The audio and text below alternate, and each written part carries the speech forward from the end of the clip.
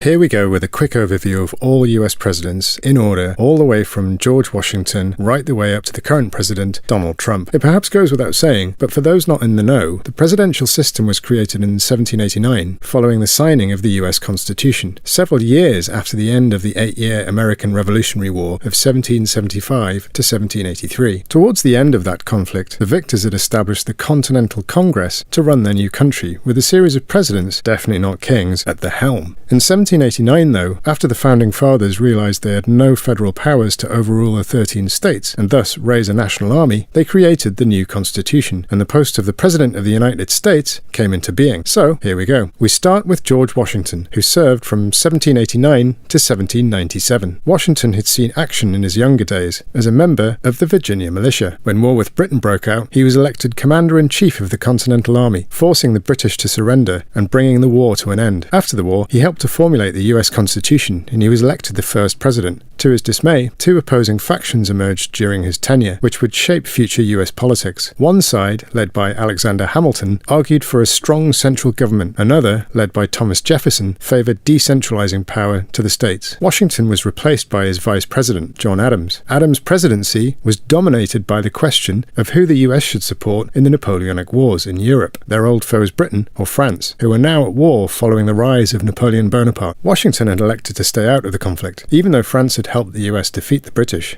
Despite this, for some reason France perceived the US to be on the British side, and they started seizing American merchant ships. Adams sent a peace commission to France, which resulted in the French snubbing the Americans and demanding a huge bribe. The incident, dubbed the XYZ affair, turned France from a potential ally into an enemy, and US ships began attacking French vessels in the Caribbean. Next came Thomas Jefferson, who'd served as vice president under John Adams. During his presidency, the 1803 Louisiana Purchase was completed, almost doubling the size of the US. Louisiana in those days stretched from modern-day Louisiana in the Gulf of Mexico all the way through the centre of the continent up to the modern-day Canadian border. The land had originally been claimed by France, but they sold it to the US to raise money to fight the Napoleonic Wars in Europe. The US also waged war on North African pirates, who'd harassed American ships and enslaved US sailors in the First Barbary War. Fourth President, James Madison, was acclaimed the father of the Constitution for the contribution he made in helping to frame both that and the Bill of Rights. In the years leading up to Madison's term, the British had been irritating the US. They'd imposed trade restrictions to stop them doing business with France, forced US sailors into service with their Royal Navy, and had supported indigenous peoples in their fight against the newly formed US. Hoping to restore US honour and gain land in Canada, Madison declared war on the British in 1812. Though the British defeated US forces in several skirmishes, and even attacked Washington and set fire to the White House, the war's result was ultimately inconclusive, though future President Andrew Jackson's victory at New Orleans convinced the Americans that they'd been victorious. James Monroe was next, a former soldier who'd fought against the British in the American War of Independence, and later a special envoy serving under Thomas Jefferson. He'd helped negotiate the Louisiana Purchase. As president, he admitted Missouri as a slave state, but also banned slavery in northern territories. He loaned his name to both the US policy of opposing European re-expansion in the Americas and to a new capital city set up by freed African slaves, hence the Monroe Doctrine and Monrovia in Liberia. Another notable event under Monroe's watch was that Spain sold Florida to the US under the 1819 Adams-Onis Treaty. The son of the second president, John Adams, John Quincy Adams, had served as Secretary of State under Monroe, perhaps one of the most travelled early presidents. He'd also served in several diplomatic positions across the world. Thanks to opposition in Congress, the sixth president struggled to achieve anything beyond his proposition of a new network of roads and canals across the United States. Adams made more of an impact after his presidency as a member of the House of Representatives, advancing civil liberties by winning a case before the Supreme Court, which resulted in rights being granted to former slaves who had taken over a ship called the Amistad. A former lawyer, slave owner and war hero who had defeated the British at New Orleans during the War of 1812, Andrew Jackson became the seventh president in 1829. Jackson believed more power should lie with individual states, though conversely, he reinforced central power because unlike previous presidents, who had only vetoed bills that they considered unconstitutional, Jackson vetoed ones that he just didn't like. He broke up the National Bank and opposed the Supreme Court's decision to allow indigenous people to remain on their land. In 1835, someone tried to shoot him dead. Rather than ducking, the president tried to beat his would-be assassin to death with his cane. King Jackson, as his opponents dubbed him, left office in 1837, but not before the Whig Party had been established to oppose him. Martin Van Buren had served as vice president under Andrew Jackson. Using his inaugural address to boast about how the American experiment was an example to the rest of the world, within months the country was plunged into an economic depression, the Panic of 1837, that would last 6 years. On the one hand, Van Buren gets credit for rejecting the annexation of slaveholding territory Texas, though this was also to avoid war with Mexico, but he loses points for forcing indigenous tribes into internment camps. Apparently Van Buren is one of those presidents Americans know least about, with some struggling to even name him as a president.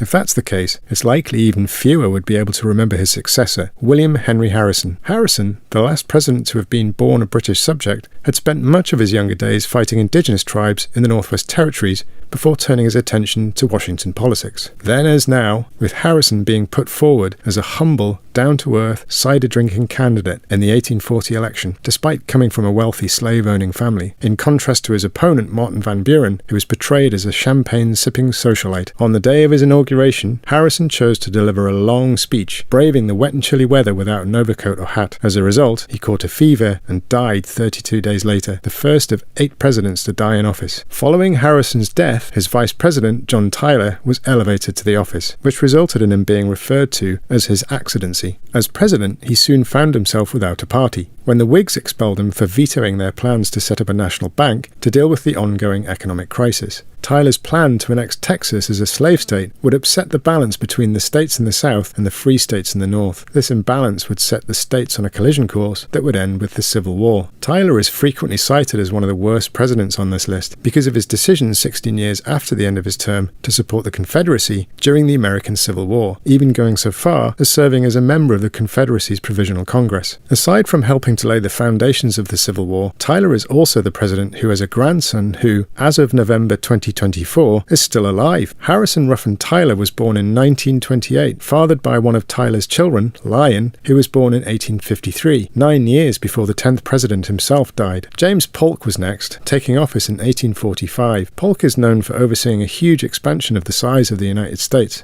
In 1848, he settled an agreement with the British to absorb Oregon Territory into the Union. He had also set his sights on California and the southwestern territories. The US offered to buy the territory from Mexico, but war broke out in 1846. When Mexico resisted the US's overtures, the Mexican-American War was a resounding victory for the US. California and the southwestern states were absorbed into the Union in return for giving the Mexican government $15 million. The 12th president was an army general who'd fought against the British in 1812 and the Mexicans in 1846. By 1848, long-standing problems with the Union were coming to the fore, with northern abolitionist states opposing the expansion of slavery into newly absorbed California and the southwestern territories, in direct opposition to the aspirations of slave-owning southern states. Into this mix came Zachary Taylor, who was popular with northerners because of his war record, albeit someone from a large slave-owning family. No one really knew much about his politics. On the one hand, he appeared to support Southerners by allowing new territories to decide themselves whether or not to allow slavery. On the other hand, when Southern leaders threatened to leave the Union, he told them he would personally lead the army south and hang them. Taylor's tenure was cut short 16 months after his inauguration, when he died unexpectedly. Serving initially as vice president, Millard Fillmore was elevated to the seat of power on the death of Zachary Taylor. As such, it fell to him to try and solve the fundamental issues which had continued to crystallize under his predecessor. His solution was to support the Compromise of 1850. On the one hand, California was admitted to the Union a free state, and the slave trade was abolished in the District of Columbia. On the other, the Fugitive Slave Act was introduced, mandating the return of escaped slaves, something Northerners hated. The compromise would result in a very short-term truce over the issue of the expansion of the slave trade. Franklin Pierce is listed as one of the worst presidents in history for supporting the Kansas-Nebraska Act of 1854, which effectively set the ball in motion for the Civil War. The Kansas-Nebraska Act underlined the principle that individual states, especially the new ones which were in the process of being formed, should be free to decide whether or not to allow slavery. Northerners were horrified, fearing that a flood of new slave states would upset the balance of power in the US, which could in turn eventually lead to them being forced to allow slavery in their northern states. In response, a new Republican Party was formed, with Abraham Lincoln at its helm. The chess pieces of the forthcoming American Civil War were slowly moving themselves into position.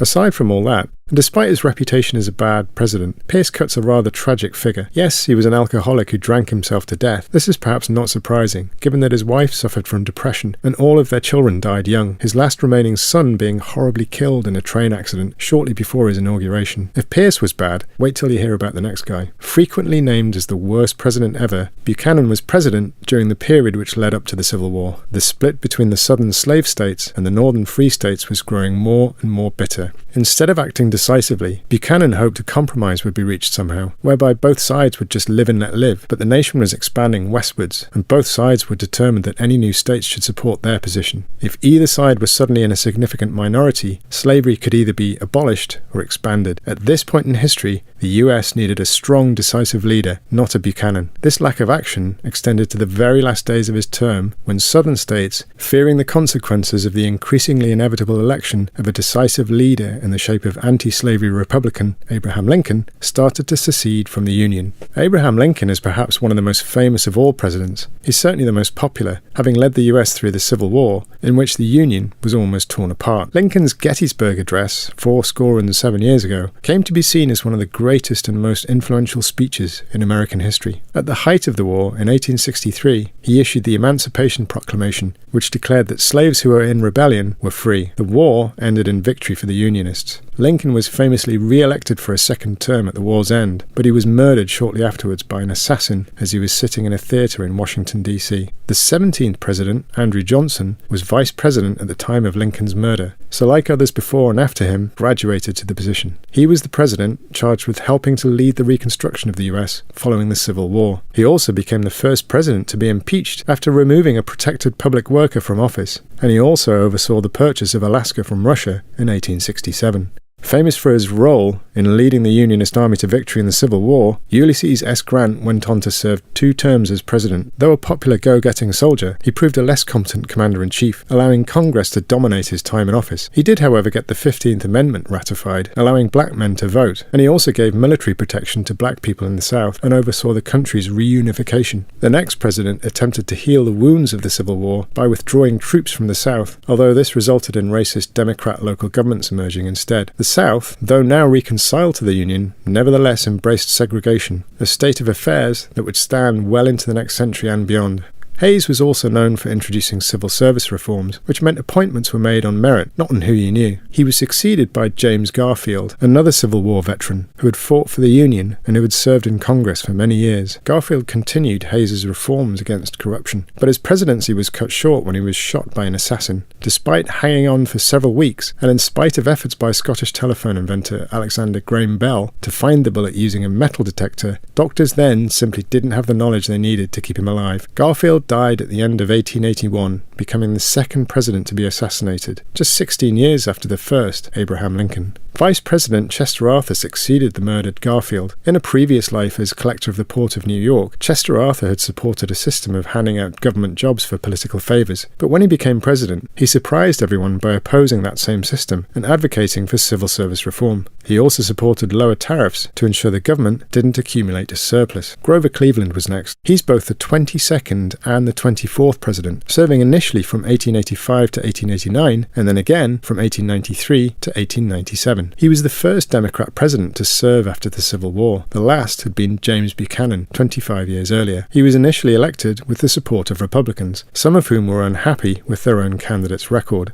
Though he was swept from power and replaced by a Republican president, a rocky economy led to him being brought back for a second term. Cleveland presided over a US experiencing a grave economic depression, during which unemployment rocketed. When a rail strike threatened to interfere with the mail delivery, Cleveland authorized federal troops to break it up using force. This angered many Northern Democrats, resulting in the party becoming divided and enabling Republicans to dominate the early 20th century. Benjamin Harrison was the grandson of the 9th US president, William Henry Harrison, who you'll remember died after just 32 days in office. The second President Harrison was responsible for expanding the US Navy and is famous for his plans to annex Hawaii. In the midst of an economic depression, Harrison signed off on the McKinley Tariff, which placed high duties on imported goods. The intention was meant to help domestic producers. Instead, consumer prices rocketed. He also helped to increase the money supply, causing inflation. The economy tanked even more and Harrison was kicked out. As mentioned previously, he was replaced by his predecessor, Grover Cleveland, Ireland in 1892. McKinley is the third of 4 US presidents who would be assassinated. In office, he supported colonial uprisings against Spain, resulting in the Spanish-American War, an 8-month conflict with the Spanish Empire, which resulted in Cuban independence and the US gaining control of the Philippines, Guam and Puerto Rico. Having fired up American nationalism with these victories, McKinley was re-elected, but he was shot 6 months into his second term. After McKinley died, his vice president, Theodore Roosevelt, was sworn in. Aged just 42, he's the youngest president to have held office, and he served 2 terms. Roosevelt was an energetic man who created the Square Deal,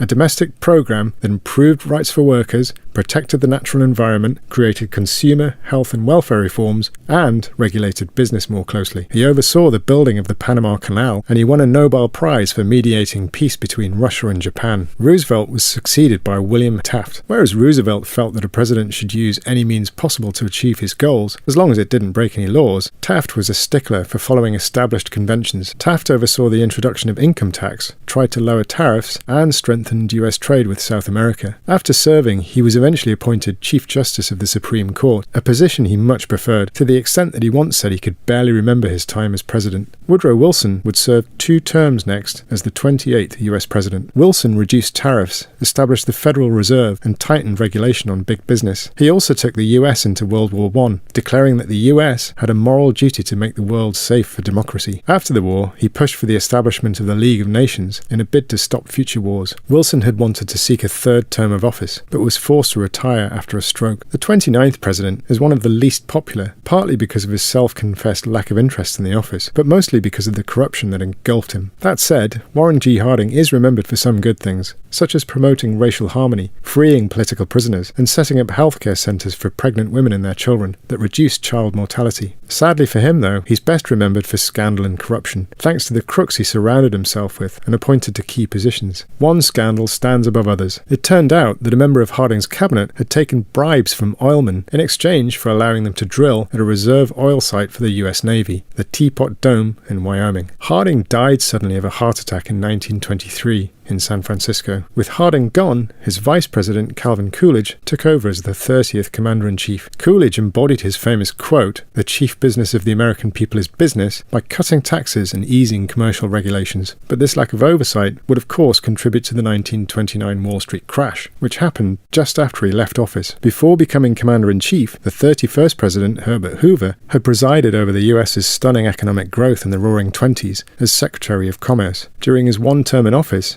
Hoover had to grapple with the economic and social effects of the Great Depression. Sadly for those suffering the effects, Hoover resisted efforts to get the federal government to intervene, arguing that poverty was a local and voluntary matter. Instead, his focus was firmly on helping business and farmers and expanding public works in a bid to boost employment. As a result of these failed efforts, Hoover was kicked out of office and replaced by Franklin D. Roosevelt in 1933. Roosevelt enacted a series of laws to boost the economy and jobs. The visible poverty people suffered during the Depression had left an indelible mark, and it led to the introduction of the Social Security Act, which was designed to help the unemployed and retirees. These measures were labelled the New Deal, though the economy still hadn't fully recovered by the outbreak of World War II. Despite this, Roosevelt was elected an astonishing 4 times in 1932, 36, 40, and 44. Despite, or perhaps because, he energetically led the US into war against the Germans and the Japanese, Roosevelt died of a stroke before the final victory in 1945. Roosevelt's unexpected death elevated his vice president, Harry Truman, to the White House.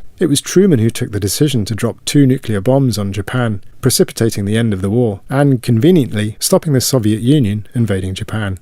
He also oversaw the rebuilding of Europe with the Marshall Plan, generously loaning European countries billions of dollars to help rebuild after the war. The 33rd president oversaw the earliest years of the Cold War with the Soviet Union, and he even went as far as involving US troops in the Korean War to stop the spread of communism in Asia. A former US Army general, Eisenhower had helped to oversee victory in Europe against the German Nazi regime, before serving as the first ever commander of NATO. Ike, as he was styled, supported the working man by reinforcing and even expanding Roosevelt's New Deal, and he also sent troops to the southern states to enforce the desegregation of schools. In foreign affairs, he ended the Korean War, but beefed up the fight against communism by giving the CIA a free hand in disrupting the domestic affairs of unfriendly foreign countries. Eisenhower was followed by one of the most legendary presidents in the modern era, John F. Kennedy, who was the second youngest commander-in-chief to take office. Perhaps the most famous event of his tenure is the Cuban Missile Crisis, with World War III almost breaking out after the Soviet Union placed nuclear missiles there.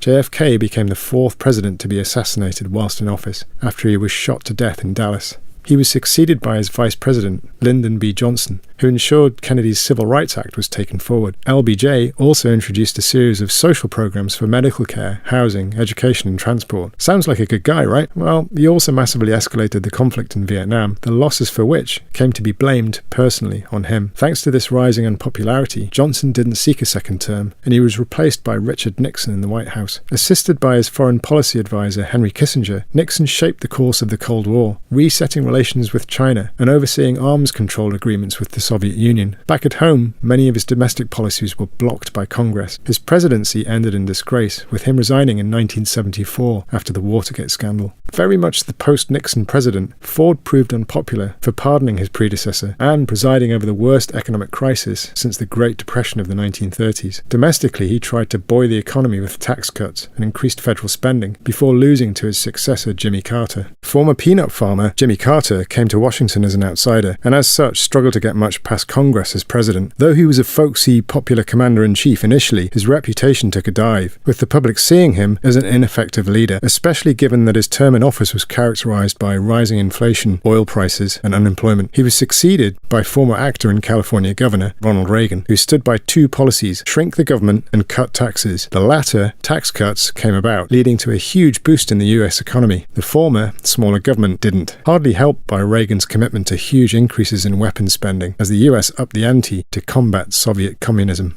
Reagan's popularity soared when he almost became the fifth president to be assassinated, and he went on to serve 2 terms. Former CIA director and vice president George Bush was next. The Berlin Wall and the Soviet Union collapsed during his tenure, ending the decades-long Cold War and initiating a new global era. Bush drove Iraqi dictator Saddam Hussein out of Kuwait when he invaded in 1990. Domestically, Bush promised no new taxes, but had to renege on that to help thaw the economy. Lacking Reagan's charm, Bush served just 1 term before being replaced by Bill Clinton. Former Arkansas governor and Democrat, Clinton was popular initially, but lost control of Congress to the Republicans when he tried to introduce universal health care. Nevertheless, he still managed to overhaul the welfare system and win a second term. However, his term in office was tainted by accusations of perjury and his impeachment, though he was ultimately acquitted. Clinton was followed by George W. Bush, the 41st president's son. Bush's entire presidency was dominated by the September the 11th attacks and the subsequent US invasion of Iraq and Afghanistan. Domestically, he rallied Americans, now terrified of terrorism, around the Patriot Act, which massively expanded the powers of the military and security services. Barack Obama made history by becoming the first black president. Faced with the fallout of the 2008 financial crisis, he acted to increase federal support to boost the economy, and he made healthcare more accessible. He also ramped up drone strikes on targets across the Middle East as part of the US's ongoing war on terror. Obama served 2 terms before stepping down. He was succeeded by Donald Trump, who renegotiated trade agreements with foreign powers and who became the first US president to meet with North Korean dictator Kim Jong-un. Trump's other policies included more stringent border and immigration controls, criminal justice reform, and the reduction of prescription drug prices. The remainder of Trump's presidency was consumed by dealing with the emerging COVID-19 pandemic. Barack Obama's former vice president, Joe Biden, came next. Though Biden's physical and mental fitness for the role was soon in question, he pushed on through his 4 years, overseeing measures to reduce healthcare costs and massively increasing military spending in support of Ukraine in its war with Russia. And that brings us to the current US president, the 47th to serve, Donald Trump. Which president is your favourite? Which one do you think is the worst? Let us know in the comments below.